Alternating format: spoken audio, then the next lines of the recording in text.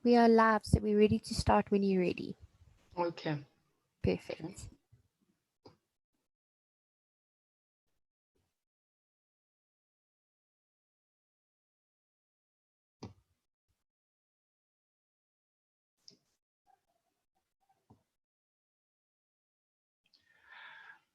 A good day, good day, good day, and welcome to the Africa Teen Geek Online School. I hope that everybody is having a good day. And if you have just joined us in, you are here for Physical Sciences Grade 11. I hope that everybody is in the right place and you guys are ready for us to continue with the revision that we've been up to for the past 2 weeks, guys. Chapter 5 has been very interesting and we've learned so much. I hope that you guys have been, going through this journey with understanding and knowledge of all the problems that we have done so far. Okay. 2 days ago, we started doing our revision for chapter 5. We've done the first part was completed in one lesson, but with the second part, because it's much longer questions, people tend to be confused there and there, and we have to go back.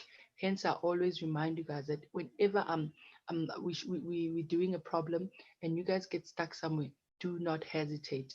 Just go to the chat button and let me know. Tell me what to explain to you, and I'll do that because the aim of this program is to make sure that you guys understand each and every chapter that you guys are going to be writing about in the end of the year exam or whenever the exams will be. But what we want is for you guys to be prepared in each and every section of your work. Reminding you again that here on Africa Teen Geek Online School, Physical Sciences Grade 11, we're working on the Oxford Successful Textbook. I'm using that one in order for me to be able to track each and everything that I'm doing and to make sure that we follow units as they come because in other textbooks, the topics are placed in different ways. So that's why I've chosen to use the Oxford Successful Textbook. But we will refer to other textbook when we're doing, for example, some of the slides and some of the work. Where do I get Oxford Successful Textbook? You can get it too. It's absolutely free on Snaplified. You can just register with Snaplified and get all your information data on the system. And you can download books absolutely free, not just Oxford, all types of books that you need. They are free until the end of the year because of the COVID-19 issues that are happening.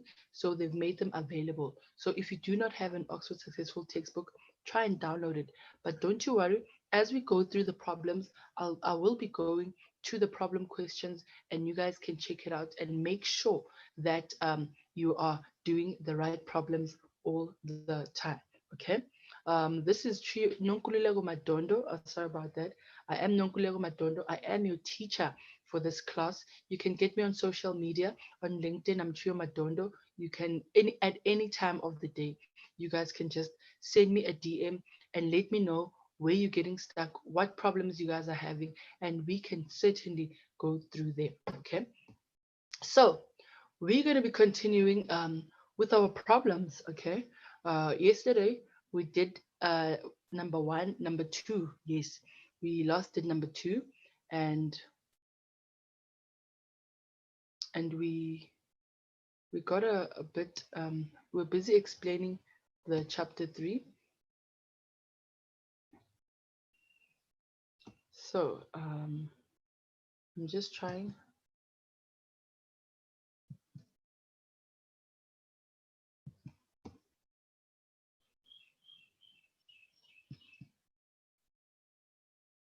Okay. Let me just change the shape. I think I went to an incorrect slide. Mm,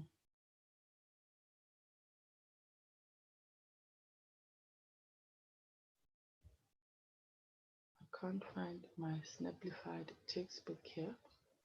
Okay, so I'm just going to go straight to the problem on our revision.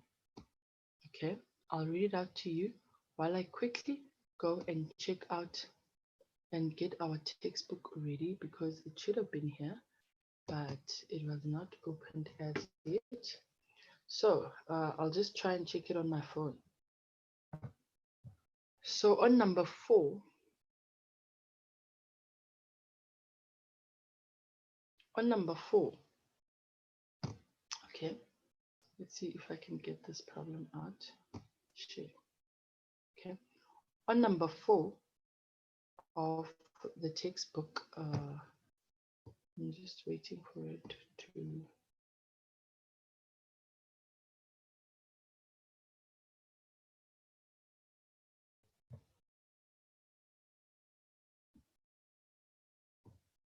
Okay, I don't know why it's not sharing, but that is what I'm trying to do right now. Okay, here we are. Okay, so for now, I just haven't gotten the problem, but you guys know this is the second part of our revision question. Remember, for the first part, we did odd numbers, but for the second part, we are doing even numbers. So yesterday, we managed to complete number 2 up until 2.4. Well, I hope that you guys got it right. And if you haven't, you can still WhatsApp me. I mean, sorry, not WhatsApp me. Send me a chat and let me know where you are, where you're getting stuck, and I can go back and explain it to you. The aim is to understand each and every chapter. So for number 4, what they've given us C6H12O6, and they told us that this reaction gives you results in the following.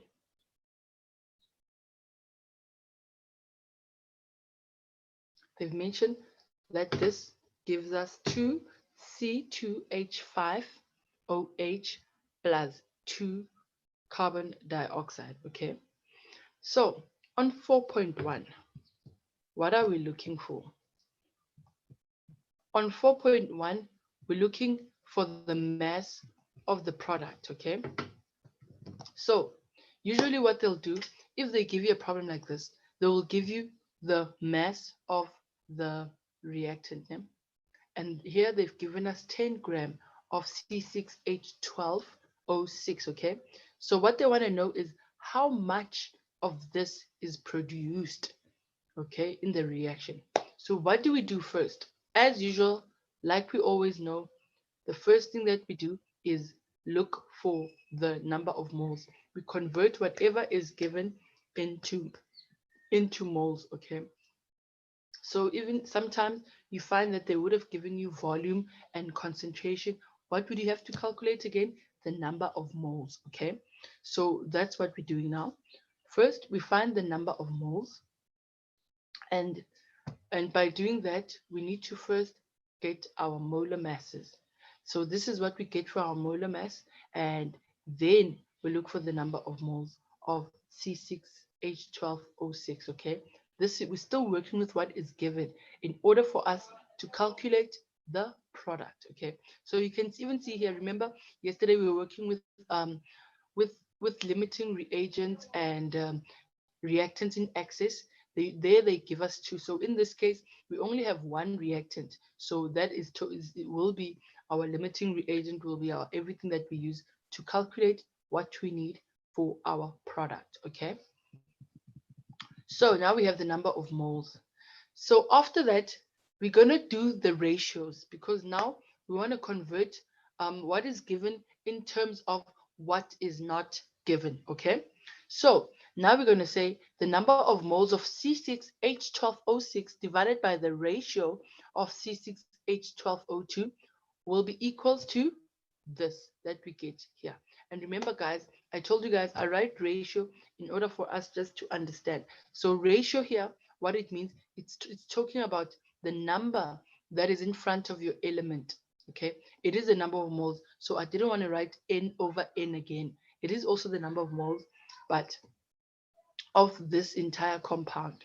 So here with the ratio, it will be 1 for this one. And for the product, it will be 2, because we've got a 2 in front of our compound. So just keep that in mind all the time. Okay. Thereafter, we continue. Then we substitute what we have. What we have is this 0.0555, which is given here, divided by 1. And our ratio for this one is 2, but we do not have the number of moles of C2H5OH, okay? And that is what we are looking for. Why are we looking for the number of moles? In order for us to be able to calculate the mass. Okay, I hope you guys understand. We need to find the number of moles in order for us to calculate the mass, which is what is asked in the question. Even if they wanted the volume, you would still have to use this equation in order first to find the number of moles and then convert number of moles into the mass or volume that is asked from the question. Okay, so I hope you guys are still catching on. If you're getting stuck, if there's something you don't understand, just drop me a chat and I will make sure I reiterate your problem. Okay, so now this is the number of moles that we get. This is the number of moles that we get. We get 0.11 mole of C2H5OH. Okay, so now that we have the number of moles, it means now we can calculate what they are looking for. Because if you check the steps, first step, we convert whatever is given into moles by using the molar mass, which we should know that we can find on our periodic table. Number two, we convert whatever is given into to moles. And then from there, you take from what is given the number of moles, you equate it to what is unknown, what you are looking for. So you need to convert it to that moles of that element or compound that is unknown. Okay. And from there, after that, now you've got the number of moles. Now you can proceed with calculating what is required of you. Okay. So we move now. Now we can calculate the mass of C2H5OH. Okay. And that will be, we calculate the molar mass on the side, and then we plug it again into the equation. And this is what we get. Okay. So basically, guys, the steps are always the same. The steps are always the same. You just need to understand what is required of you. But whatever is required of you, the first thing you do is calculate the number of moles of the unknown. And how are you going to get that? By calculating the number of moles of what is given. Okay. So we're moving forward. Let me just see. We're moving forward to the second part. Okay. And here, let's see what they're looking for, because I haven't screen grabbed. So now they're asking about carbon dioxide. Carbon dioxide, if you guys remember properly, carbon dioxide is one of our products as well. Remember, we've got two products, and one of them is carbon dioxide. So you see what they do. They will ask you two things. It's either they'll ask you the mass of this one and the volume of that one. But the procedure is exactly the same. It's just that you're looking for two different things. So here we looked for the mass, and now here they want the volume. Okay. So what we're going to do, we're going to do the very same step, but once we get the moles of carbon dioxide, now because they want us to calculate it at STP, we're going to just move straight from the number of moles to the volume at STP. Okay. And that is going to be, you see what I was saying. You go straight to, because we've already found the number of moles of C6H12O6. Now we can just equate it to the carbon dioxide, and we look for the number of moles of carbon dioxide. So it's just, you're going to cross multiply here, and it's going to give us once again 0.11. Okay. Where do we get the 2 from? This 2, we get it from our ratio of carbon dioxide, because you see here there's a 2. So that's where we get this 2 from. This 2 is what we plug in on our ratio part of the equation. Okay. And thereafter we can go straight. Now that we have the number of moles of carbon dioxide, we can look for the volume at STP. And what is that going to give us? It's going to be N times Vm. So at STP, you already know, you just look for the number of moles. There's no need to calculate the molar mass. You just need the number of moles and the volume, Avogadro volume, which is going to be 22.4. Okay. And it's always 22.4. So once you have the moles, you go straight to to calculate the volume at STP, and this is what we get. Okay. I hope you guys are still in line. And if you're getting stuck anyway, let me know. I will go back and we can tackle this together. So, what do we know now? We know in every problem, the first thing we do is calculate the number of moles.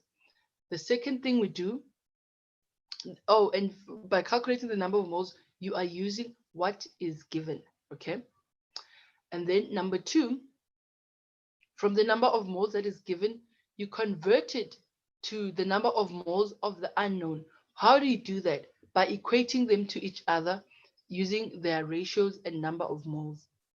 After you're done with that, then you can go to, after that, then you can go to finding what is asked, be it volume or be it volume or be it the mass. So it could be anything. They will ask you, but first, everything needs to be converted to the right space. Okay? So let me check for our next problem.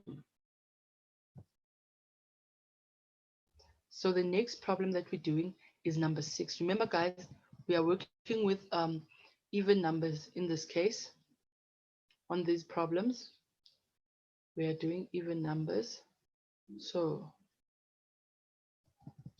okay, let me just go down 4.2. Then now we're going,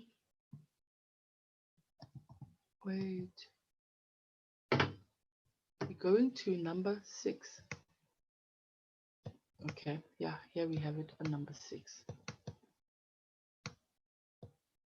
Okay, so on number 6, they've also given us one compound and with the results, but they gave us two actually. First, they gave us CaHCO3, and they told us it gives us that.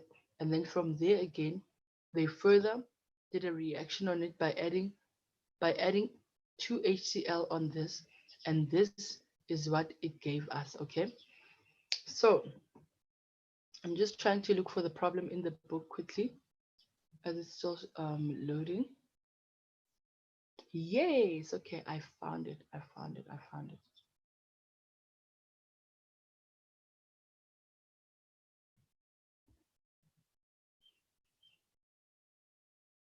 Okay, so we are now on number 6.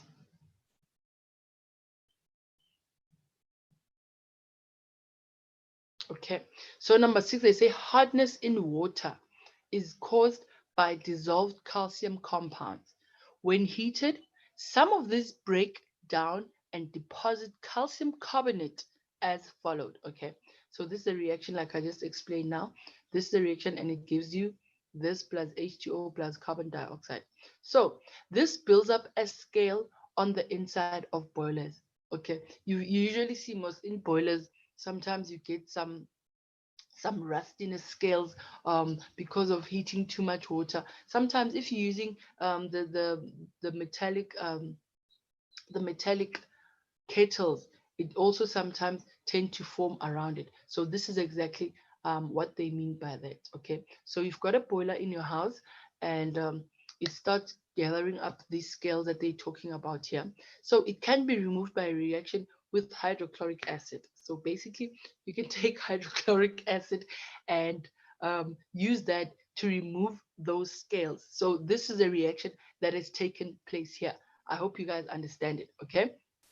So for 6.1, it says calculate the mass of calcium carbonate that is produced from 10,000 dm cubed of water that contains 0.356 of calcium hydrogen carbonate per dm cubed of water. Okay, and then I want us to read all the problems so that we don't keep jumping up and down on the textbook and the problem. Okay, on 6.2, it says calculate the volume of 10 mole per dm minus 3 hydrochloric acid solution that is needed to remove the solid calcium carbonate from the inside of the boiler. So you guys understand what's happening in this. Okay, we've got a boiler. We've been heating too much water, so some in water caused by dissolved compound. So it starts forming some scales in the inside of the boiler.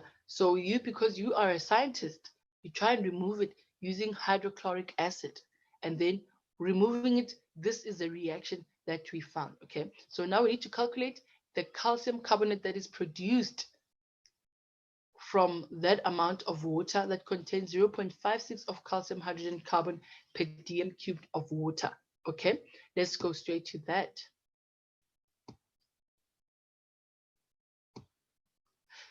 Then here, okay, finding the mass. What is given? We've given the mass of the original solution, okay? The reactant part. The first part that we worked with is this one here. They've given us 0.5356 gram, okay? Then what do we have to do? We need to times it by 10,000. Why are we timesing it by 10,000? Because they said it's 10,000 per dm cubed, okay? So there we times it by 10,000, and this will give us 3.560 gram. You guys understand that? Okay, we timed it here because they said it's 10,000 dm cubed per. It's 10,000 per dm cubed. Okay, so moving on. Okay, so after we find the gram, yeah, it says it contains 0.56 gram of calcium per dm cubed, but it is produced from 10,000 dm cubed. So that's why we're timesing these two to get the gram for the total thing, okay? Because this 0.356 is per dm cubed, okay? So to find for the 10,000 dm cubed, we need to multiply it to get our gram value. I hope you guys understand that, okay? So thereafter, we go straight to looking for the number of moles, because now we've got our mass and it's the way we want it to be. Now we look for the number of moles, okay? So N is going to be M divided by molar mass, okay? So molar mass, oh, okay, I didn't work it out here, but I'm sure you guys, we've been doing the molar masses every single day. So I hope you guys remember how to do the molar mass calculation, okay? So it's going to be 3560 divided by 162, which is the molar mass, and this is the mass that is given. And this is going to give us 21.98 moles of CaHCO3, okay? I hope you guys are following. Now that we have the number of moles of the given, which is the reactant in this case, we can now find the mass of this one here, which is the product. So by doing that, we can also find the number of moles of this product, okay? So what are we going to do? We're going to take the ratios of each two and equate it to each other. So this is going to be CaHCO3, which is this one that we just calculated, divided by the ratio. Reminding you guys, the ratio is the number that is in front of your compound, okay? So in this case, it's a 1 because there's no number written. But if it was a 2 here, then we would have written 2 on the ratio here. And then we equate that to the number of moles of CaCO3 divided by the ratio, which is a 1 again, because there is no number in front of it, okay? From there, now we can have the number of moles of CaCO3.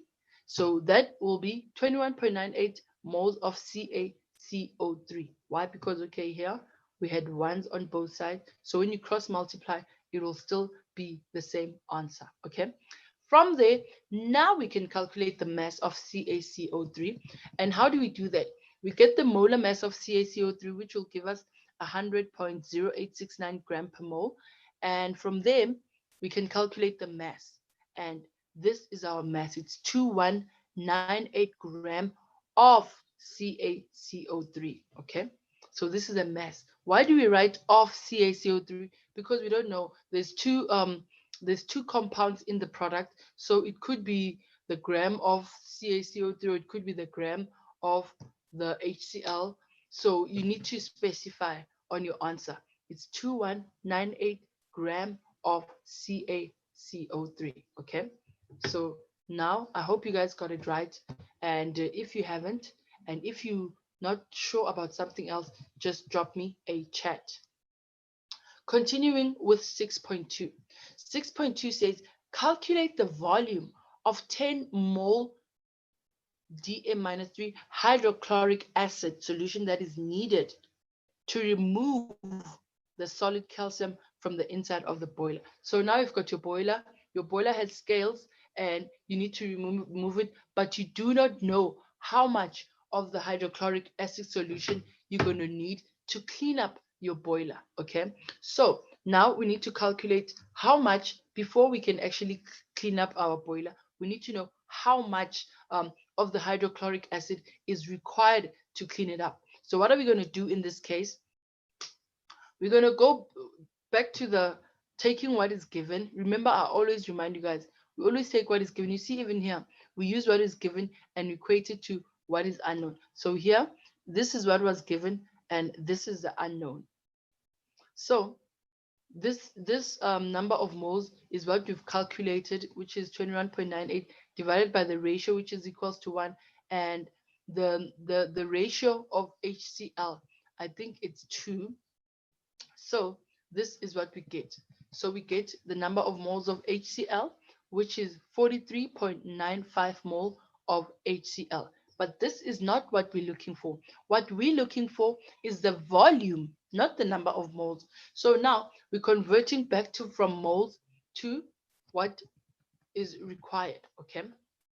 So in this case, the volume is equals to N divided by C, and the concentration is given as 10 mole per dm minus 3.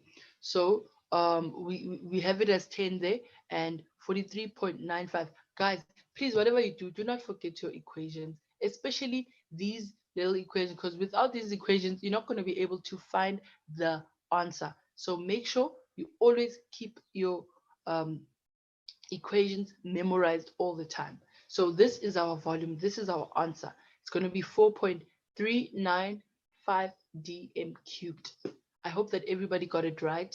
And guys, I hope that you guys are doing your homework and testing yourselves, because this is, a self-initiative way you guys need to take to test yourself, to make sure that you understand and why, so that if you have problem, you can know where you are lacking and where you need help with, so that I can, intervene and help you with that. So that's the important part about doing your homework. Okay. So that's the end of number 6. So now we are moving, we're going to problem number 10. Okay. So in problem number 10, it says that, in problem number 8, it says, consider this reaction. Okay. This reaction is 2Al plus 3Br2 is going to give you 2AlBr3. Okay. The mixture contains 10 gram of Al and 20 gram of bromide is. Okay. So on the first one, they say calculate how many grams of AlBr3 form if the reaction goes to completion. Okay, once you know completion, you know it's all about the limiting reagent.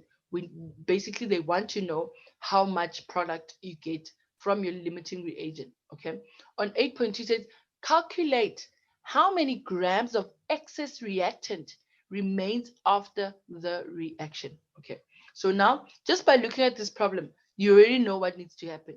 We need to find the limiting reagent. From the limiting reagent, we need to find our product. Okay, the mass of our product, and from there it follows with the next question. Okay, so let's go to our problem.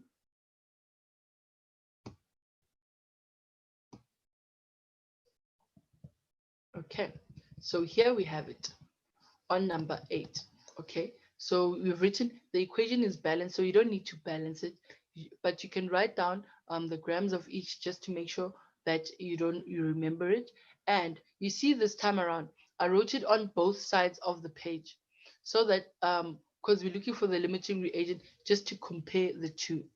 So I found the molar mass of aluminium and then the molar mass of bromide.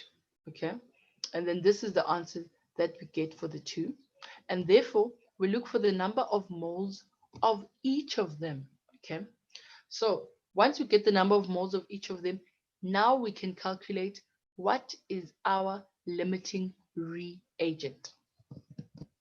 Okay, so what do we know about our limiting reagent? We're going to use the ratios against each other. So we're going to say the ratio of AL, which is 2 in this case, divided by the ratio of BR, which is 3 in this case. And then this is the answer that it gives us. Okay. So what do we know about finding the limiting reagent? Is that if you're going to calculate, if you're going to put these two as ratios, but substitute the number of moles of each, like NaL, you substitute 0.37066, and NBr, you substitute 0.1252. If you equate them to each other and the number that you get is less than 0.667, it means your limiting reagent will be Al. But if you get a number that is more than 0.667, then our limiting reagent will be the Br, which is bromide. Okay. Okay, I forgot to write a 2. There's a 2 here, guys. Please forgive me. Even here, there has to be a 2 because that's how our compound is. Okay, so now we've equated them against each other, and the answer that we got here is 2.96, which means it's more than our 0.667. So what does that mean? It means that our limiting reagent is the Br. Okay, I hope you guys are following and you're understanding. So Br is our limiting reagent. So now we can start thinking about what they are looking for. What they are looking for is the product, the number of the mass of the product that is formed. So how are we going to do that? We're going to equate our limiting reagent with our product. So reactant equals product. And we're going to look for the number of moles. Why are we looking for the number of moles? Because we need them to calculate the mass. So do you guys notice what happens every time you calculate? First, you take what is given, convert it to number of moles, get the number of moles of what is required, and then turn it back to what was given. It's more or less something like that. You convert. It's all about conversion, conversion, conversion. So the number of moles of Br was 0.1252 divided by 3. If you guys remember where we got the 3 from, it's right here. This is a 3 that was given to us. Okay. And then, oh, here I forgot, it's ratio actually. It's ratio ALBR3, guys. Sorry. I don't know what was going on with me mixing up the equation. This is BR3. This one too is also BR3. Even here, it's supposed to be BR3. I'm sorry, guys. I just had a blonde moment when I was doing these problems. Okay. Therefore, now we've got the number of moles of our ALBR3. Okay. So now we can look for the mass, the molar mass, which is right here. Okay, 26.9815 plus this times 3. Okay, and this is what we're going to get as our molar mass, which is in grams per mole. And then looking for the mass, we go straight to N times capital letter M, which is the molar mass. It's going to be 0.08 times 186. No, it's not 186. It's a 266. Oh, sorry, guys. This one I had already. Yes, here's the right one. Sorry, I forgot to change them back. Okay. Okay, so here we are. Oh, and another thing, guys, I'm sorry for going back a bit, but I just wanted to give you guys another way of calculating the reagent, okay? The limiting reagent. Remember, we know this way where you get the ratio, and if you calculate this ratio and it's less, it becomes AL. If it's more, then it becomes Br2. But there's also another way that we can do it. In this case, you just take from, for example, Al. When we say the number of moles of Al divided by the ratio of Al, which will be the 0.3706 divided by 2, that is here, and it will give us this number. And then after that, we could do the same with the Br2. We're going to say 0.1252 divided by 3, which is the one that's given up. And this is it. So you just compare them. The one that is less is the limiting reagent. I think this one is so much easier, but you can choose. There's two options. You can choose any one of them. They all give you the same answer that you're looking for. So this one, because this one is the least, it is the limiting reagent. Okay, so yes, BR3. Oh yes, that other page, it had some mistakes and I had to retype it again, rewrite it again. So this one is the correct one. So for the number of moles of AlBr3 will be 0.835, and then we look for the molar mass, which will give us 266.69353 gram per mole, and thereafter we can find our mass. So this is the mass that was being asked of us. It's going to be 21.335 gram of AlBr3. Okay, I hope you guys are following the question and you understand it. Okay, so now we're done. I think 8.2 was the last one. Oh, we still have to do 8.2. Yes.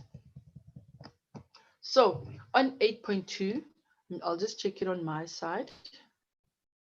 On 8.2, it says calculate how many grams of excess reactant remains after the reaction. Okay, I think I'll just need to show it a bit for those people that do not have a text, because this is very important part of the limiting reagent. Calculating how many grams of excess reactant remains after the reaction has taken place. Okay, so what does that mean? We know there's a reaction, but because it's the reactant in excess, not all of its substance will be used up in the reaction. Some of it will be left behind. So they want to know what is going to be left behind from this reaction, because we know the limiting reagent, everything gets used up on it. But with the excess reaction, some of it remains after the limiting reagent has used up all of its substance. So now they want the excess reactant that remains after the reaction. Okay, let's go to that. Okay, and here we are.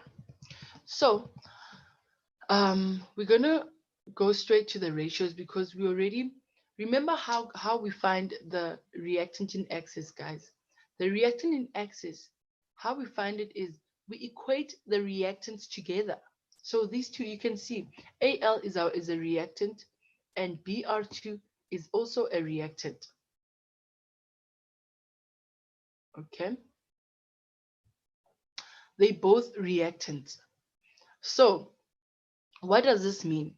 It means that we want to know what is used up in the reaction. Okay, so for us to calculate the reactant in excess, we need to know how much. First, we need to know how much was used in the reaction in order for us to know how much is going to be left behind. Okay, so we calculate them against each other. So the Al is what we're looking for. We're looking for the number of moles of the reactant that was used in the equation. I mean, in the reaction, in the chemical reaction.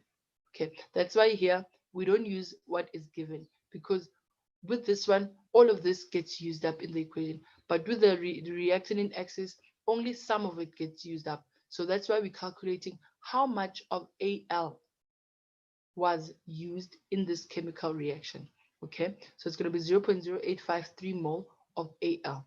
And thereafter, we find the mass of what is used on this equation, and that will give us 2.1584 gram. Okay, I hope you guys are following. And Thereafter, we can go straight to the mass. So how do we know the reactant in excess? We're going to take what was given originally, which in this case, ooh, it's far, far, far away. Okay, we're still on equal 2, which in this case was 10 gram. They gave us 10 gram of Al. So now we've just calculated what is used in this reaction. And what is used in this reaction is that 2 point something that we just calculated. So what we want to know, what gets left behind. So it's going to be this 10 gram that is given minus what we've just calculated. Remember how we calculated? We equate these two against each other to find the number of moles of what is used in this reaction. Okay, I hope you guys are following there. Okay, so this is the mass that we get. We get 10 minus 2.16, and that should give us 7.84. Guys, I really hope that you guys understand what is going on here and you're getting more understanding. But if you don't, guys, let me know. It doesn't matter where you're getting stuck. As long as I'm here to make sure that you understand. So you need to make sure that you shout out before we lose out on time. And I want to remind you guys that tomorrow we are starting with chapter 7. So you guys can check out chapter 7. You guys can check out chapter 7 so long just to make sure that you somewhat prepared with what we're going to be doing before the class actually. And I think because our time is almost up, uh, we'll do number 10 tomorrow. We'll start with number 10. It's not going to take time. And then thereafter, we're going to start introducing our next chapter. No, no, no. It's not chapter 6. We're going to go straight to chapter 7, which is a continuation of, yeah, here they call it modules. They don't call it chapters. But I hope you guys understand what I mean. So this is where we're going to start at tomorrow. We're going to be doing chemical change part 2. Remember guys, in unit 5, we were doing chemical change part 1. So I don't want us to start with electricity and then forget about the chemical stuff. And then after that, only we go back to chemistry again. So I'd like us to, have a pattern, get done with chemistry. After chemistry, we'll move back to module 6 and do electricity and magnetism um, while we're out of the chemistry space. So this is what we're going to be doing. So we're going to be starting with chemical changes. I hope that you guys are going to be ready for it. You can do a bit of homework, and check it through. And the first unit that we're going to be tackling is energy changes in reaction. How does that sound? Remember in stoichiometric, it was all about the quantities, all about how much is used, how much gets used, how much gets left behind, how much do we get from our reactants. So that's what our first part was all about. It was very quantitative, and that now we're moving to the energy changes, the type of reactions, the meaning of each reaction. So we're going to be taking on a new leaf altogether in module 7. So I hope you guys are going to read through it. So tomorrow when we get here at 12 o'clock immediately, we're going to just finish up question number 10. I don't want to do it now because I'm not going to finish in time and I don't want to do half and half. So tomorrow we're going to do the last problem from our revision, and then we're going to start with chemical change part 2 in module 7. And guys, thank you guys so much for your time. This is African Teen Geeks. My name is Nonkulilego Matondo. Thank you guys so much for joining me in this class, and I hope that no questions means that you guys are totally okay and ready to write anything with regards to module 5, and you are ready to move on to another chapter, and which is the chemical change part 2. Guys, I'm reminding you again that you guys can get your Oxford Successful Textbook on Snaplified. As you can see the name here, it's Snaplified Reader. Let me just show you how it looks. Okay, so these are all the books that you can download there. Study Master, anything. You can just go there, search books, and you can start downloading them, and you can be able to go through with them as we do. And another nice thing about this is that they're absolutely free, and you can view these textbooks offline. So you don't need the internet to view the textbook as much as you'll download them for free, but